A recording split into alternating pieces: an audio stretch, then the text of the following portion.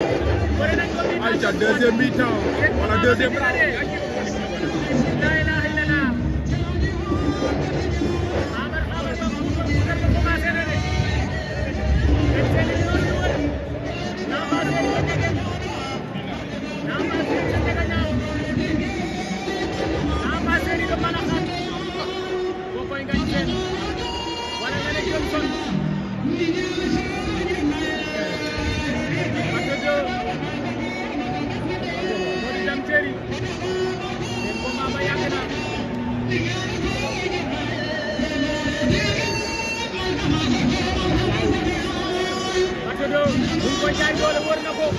Bato takk na ko.